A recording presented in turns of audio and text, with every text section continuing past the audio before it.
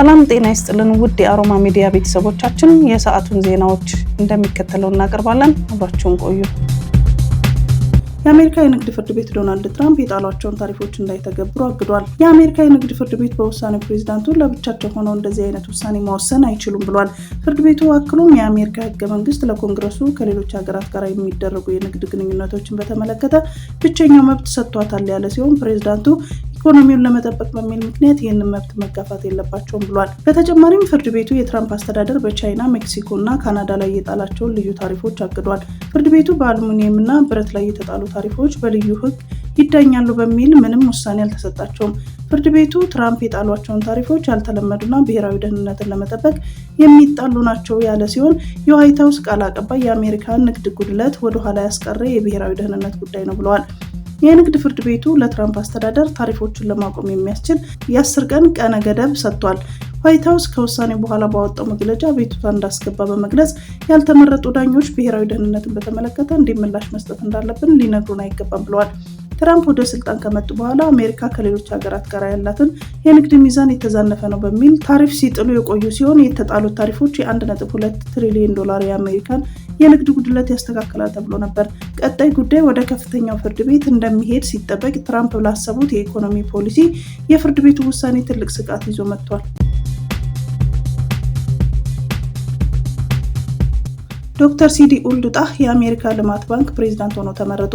የአሜሪካ ልማት ባንክ በማውሪታኒያ የፋይናንስ ሚኒስትር የሆኑት ዶክተር ሲዲ ኡልዱጣህን የባንኩ ፕሬዝዳንት አድርጎ መምረጡን ዛሬ ይፋ አድርጓል። አዲሱ ፕሬዝዳንት የተመረጡት የአፍሪካ ልማት ባንክ ግሩፕ ቀጠናዊና ከቀጠናው ውጭ አባል የሆኑ 81 ድምጽ ሰጪዎች ዛሬ በሰጡት ድምጽ መሆኑን ባንኩ አስታውቋል። ዶክተር ሲዲ ኡልዱጣህ እንደ አውሮፓውያን አቆጣጠር ከመስከረም 2025 ጀምሮ ለ5 ዓመታት የአፍሪካ ልማት ባንክ ፕሬዝዳንት በመሆን የሚያገለግሉ ይሆናሉ። አዲሱ ፕሬዝዳንት የስልጣን ዘመናቸውን እያጠናቀቁ ያሉት ናይጄሪያዊ ዶክተር አኪዩሚ አዴሲናን በመተካት ለ5 ዓመታት በፕሬዝዳንትነት የሚሰሩ ይሆናል። የአፍሪካ ህብረት ኮሚሽን ሊቀመንበር መሐመድ አሊ ዩሱፍ ለአዲሱ የአፍሪካ ልማት ባንክ ፕሬዝዳንት እንኳን ደስ አለዎት መልእክት አስተላልፈዋል። የቀድሞው የአረብ ባንክ የኢኮኖሚ ልማት በአፍሪካ ዳይሬክተር ጄኔራል የነበሩት አዲሱ ፕሬዝዳንት ያላቸው የካፒታል ልምድ የአፍሪካ ልማት ባንክን በብቃት መምራት እንደሚያስችላቸው ያላቸውን እምነት ገልጸዋል።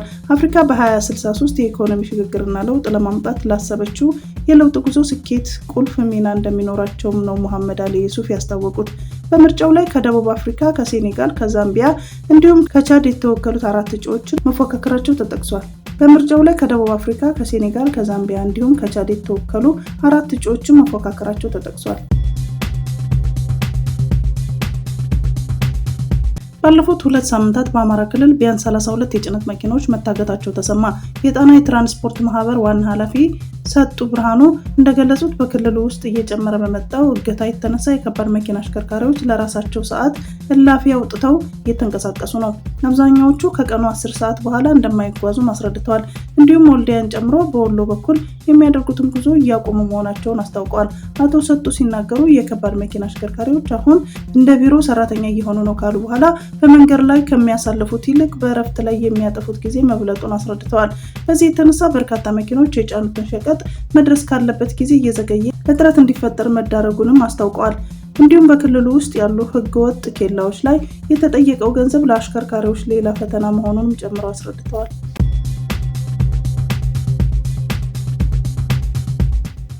በዩክሬን ሰላም ሊመጣ የሚችለው ፑቲን ሲወገድ ብቻ ነው ሲሉ ዘለንስኪ ተናገሩ። ፕሬዝዳንት ዘለንስኪ ዛሬ በሰጡት መግለጫ የዩክሬን ሰላም የሚመጣው ከፑቲን በኋላ መሆኑን አስታውቀዋል። ይሁንና የአጭር ጊዜ መፍትሄ እንዳለ ጠቅሰዋል። ፕሬዝዳንት ፑቲን ይህንን ጦርነት ሙሉ በሙሉ የማቆም ፍላጎት እንደሌላቸው የገለጹት ዘለንስኪ ጨምረውም ምዕራባውያንን በሩሲያ ላይ በቂ ጫና ለማድረጋቸውን አስታውቀዋል። አሜሪካ በእርግጥም ጥሩ ጫና እያደረገች ነው፣ ቢሆንም 100% አይደለም ያሉት ዘለንስኪ ግሎባል ሳውዝ ያላቸውን እንደ ቻይና የመሳሰሉት ሀገራት ደግሞ ከዚህ ማፈግፈጋቸውን ገልጸዋል።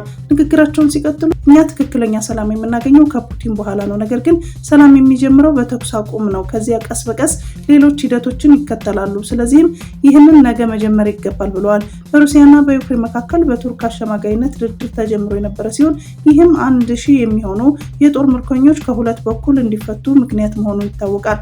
በቀጣይነት በሚቀጥለው ሳምንት ይህ ድርድር እንዲደረግ ሩሲያ ምክረ ሀሳብ ማቅረቧን ተዘግቧል። ከዩክሬን በኩል ይህ ዘገባ እስከተጠናከረበት ጊዜ ለዚህ መልስ አልተሰጠም።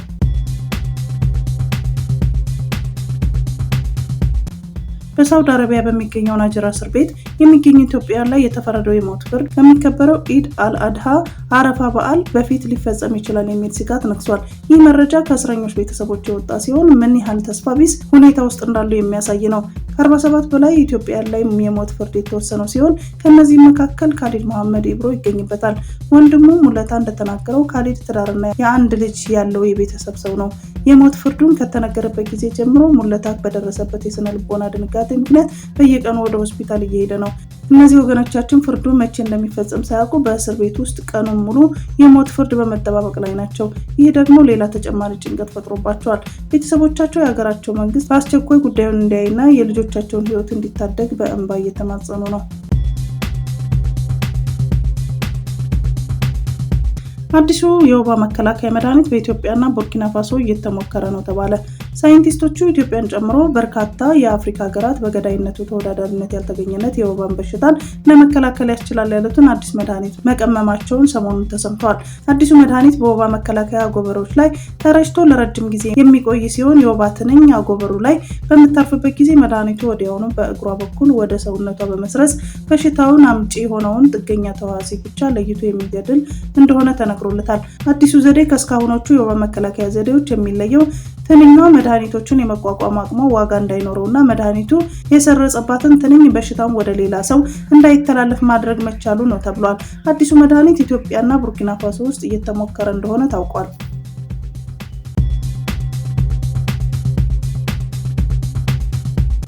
የቀድሞው የኢትዮጵያ መከላከያ ሰራዊት ጠቅላይ ኤታማዦር ሹም የነበሩት በጡረታ የተሰናበቱት ጄኔራል ሳሞራ የኑስ ዳግም ወደ መከላከያ ሰራዊት ተመልሰዋል። መከላከያ ውስጥ ኃላፊነት ተሰጥቷቸዋል። ከጄኔራል ዮሐንስ ገብረ መስቀል በመሆን አፋር የሚገኘውን ጣቢያ አስተባባሪ ሆነው ተመድበዋል የሚሉ መረጃ በማህበራዊ ሚዲያ ላይ ሲሰራጭ ነበር። በሌላ በኩል ደግሞ በጤናቸው ጋር በተያያዘው ምንጫቸው ያልታወቀና ያልተረጋገጡ መረጃዎች ሲሰራጩ ነበር። ቲክቫ ኢትዮጵያ ጄኔራሉን አግኝቶ አነጋግሯቸዋል። ጄኔራሉ ሳሞራ የኑስ የተወረወረ ነጭ ውሸት እና የሶሻል ሚዲያ ተከታይ ቁጥር ለማብዛት የተፈበረከ ነው ብለዋል። በመከላከያ የተሰጠኝ ኃላፊነት የለም፣ ትግራይ ላይ የእርስ በርስ ጦርነት እንዳይፈጠር እንጂ እንዲፈጠር የሚሰራ ሞራል የለኝም ሲሉ ለቲክቫ ኢትዮጵያ ተናግረዋል። ጄኔራሉ የጤና ሁኔታቸውን በተመለከተ ጤናዬ ሙሉ ነው፣ ለማረጋገጥ ከተፈለገ ሁሌ ስፖርት በማዘወትርበት ቦታ አዲስ አበባ መጥቶ ማረጋገጥ ይቻላል ሲሉ ገልጸዋል። ወደ ደቡባዊ ትግራይ በኃይል መግባት ቀይ መስመር ነው ሲሉ የደቡብ ትግራይ ዞን ዋና አስተዳዳሪ ሀፍቱ ኪሮስ ተናገሩ። በቅርቡ በደቡባዊ ትግራይ ዞን በሚገኙ ከተሞች የተቃውሞ ሰልፎች መከናወናቸው ይታወሳል። ለዚህ ደግሞ ምክንያቱን የህወሓት ሊቀመንበር የሆኑት ዶክተር ደብረጽዮን ገብረ ሚካኤል በዚህ አካባቢ ያሉ አመራሮችን እንደሚቀያየሩ መግለጻቸውን ነበር።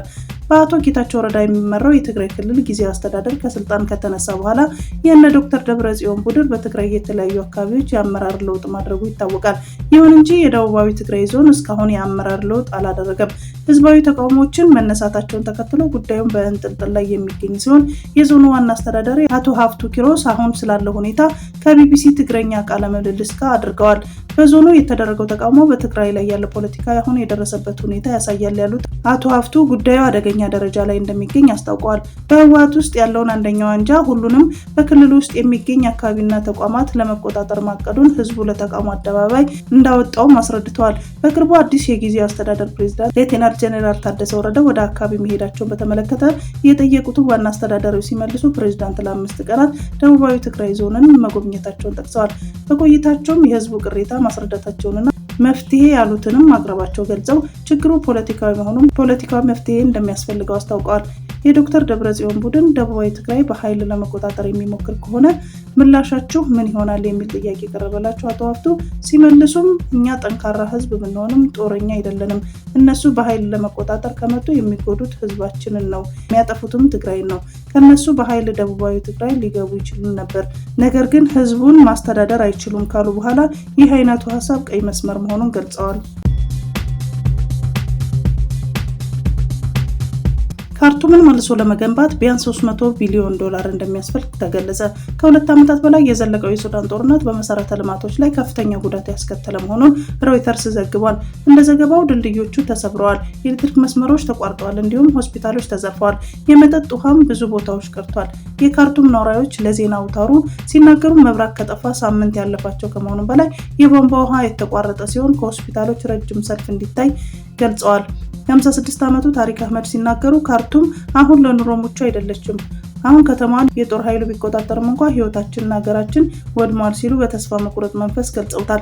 በካርቱም ብቻ ባለፈው ሳምንት ከ2000 በላይ ሰዎች በኮሌራ መያዛቸውና 172 ያህሉ መሞታቸውን ችግሩን የሚያሳይ መሆኑን የጠቀሰው ዘገባው የሱዳን ባለስልጣናት ካርቱምን መልሶ ለመገንባት ቢያንስ $300 ሚሊዮን እንደሚያስፈልግ ማስታወቃቸውን አስረድቷል።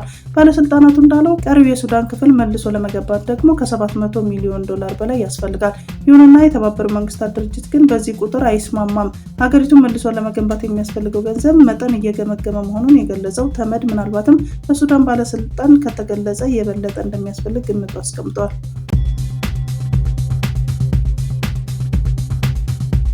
የኬንያው ፕሬዝዳንት ሩቶ ለተፈጠረው ዲፕሎማሲያዊ ውጥረት ታንዛኒያና ዩጋንዳ ይቅርታ ጠየቁ። የኬንያው ፕሬዝዳንት ዊሊያም ሩቶ በብሔራዊ የጸሎት ስነ ስርዓት ላይ እንደተናገሩት በምስራቅ አፍሪካ ጎረቤቶች መካከል እየተባባሰ የመጣውን ዲፕሎማሲያዊ ውዝግብ ለማርገብ በተደረገው ጥረት ለታንዛኒያና ለኡጋንዳ ህዝባዊ ይቅርታ ጠይቀዋል። በናይሮቢ ሳፋሪ ፓርክ ሆቴል በተካሄደው ዝግጅት ላይ ሩቶ የኬንያና የኡጋንዳ አክቲቪስቶችን ከታንዛኒያ በማባረራቸው ምክንያት የተፈጠረ አለመግባባትና የሁለቱ ሀገራት የህግ አውጪዎች በፓርላማ ስብሰባዎች መካከል እየጦፈ ውይይት አድርገዋል። ሩቶ ከታንዛኒያ የመጡት ጎረቤቶቻችን በምንም አይነት መንገድ የበደሉንን ከሆነ ይቅር በሉን፣ ከኡጋንዳ የመጡ ጓደኞቻችን ኬንያውያን ያደረጉት ትክክል ያልሆነ ነገር ካለ ይቅርታ መጠየቅ እንፈልጋለን ብለዋል። ለልጆቻችን የተሳሳተ እርምጃ ካለ ይቅርታ እንጠይቃለን ሲሉ ተደምጠዋል። ሀገሮቻችን ታላቅ የሚያደርግ ግንኙነት መፍጠር እንፈልጋለን ሲሉ አክለዋል። የፕሬዝዳንቱ አስተያየት የአንድ ሳምንት ዲፕሎማሲያዊ ውጥረቶችን ተከትሎ የተሰማ ነው። በሜይ 18 የቀድሞ የኬንያ የፍትህ ሚኒስትርና የ2022 ፕሬዝዳንታዊ እጩ ራይላ ኦዲንጋ ተወዳዳሪ ማርታ ካሩዋ ተይዘው ከጁሊየስ ኔሬሬ ዓለም አቀፍ አየር ማረፊያ ዳሬ ሰላም ተባረዋል። የተቃዋሚው መሪ ቱንዱ ሊሲን በአገር ገደት ችሎት ለመደገፍ ከጠበቃ ግሎሪያ ኪማኒና ሊን ኒጉጊ ጋር በመሆን ወደ ታንዛኒያ ተጉዘው ነበር። በመንግስቱ የቀድሞ የኬንያ ዋና ዳኛ ዊል ሙታንጋና አክቲቪስቶች ሃኒፍ አዳም እና ሁሴን ካሊድ በተመሳሳይ ሁኔታ ተይዘው ከሀገር ተባረሩ። የታንዛኒያ ባለስልጣን የታንዛኒያ ተቃዋሚ መሪን የፍርድ ሂደት ለማየት የመጡት ኬንያዊ አክቲቪስት ቦኒፌስ ሙዋንጊን እና ዩጋንዳዊ ጋዜጠኛ አጋዘራቱ ሃይርን አስረው ከአገራቸው አስወጥተዋል። ክስተቱ ከኬንያ ሲቪል ማህበረሰብና ህግ አውጪዎች ከፍተኛ ትችት አስከትሏል። በዚህ ምላሽ የታንዛኒያ ፓርላማ አባላት የኬንያ አክቲቪስቶች በውስጥ ጉዳያቸው ጣልቃ ገብተዋል ሲሉ ከሰዋል። በሜይ 26 በተካሄደው የፓርላማ ስብሰባ የህግ አውጪዎች ፕሬዝዳንት ሩቶ የታንዛኒያን አመራር አያከብሩም ባሉ የኬንያውያን ላይ እርምጃ እንዲወስዱ አሳስበዋል። አንዳንድ የፓርላማ አባላት የተባበሩት አክቲቪስቶች የከፋ ቅጣት ሊደርስባቸው እንደሚገባ ጠቁመዋል። የኬንያና የታንዛኒያ ህግ አውጪ በናይሮቢ በተካሄደ ብሔራዊ የጸሎት ቁርስ ላይ ጎን ለጎን በመዘመር የአንድነት ምሳሌያዊ ትርኢት ቢያሳዩም በቅርብ ጊዜ ውስጥ በሁለቱ ሀገራት መካከል ዲፕሎማሲያዊ ውጥረት ተነግሷል።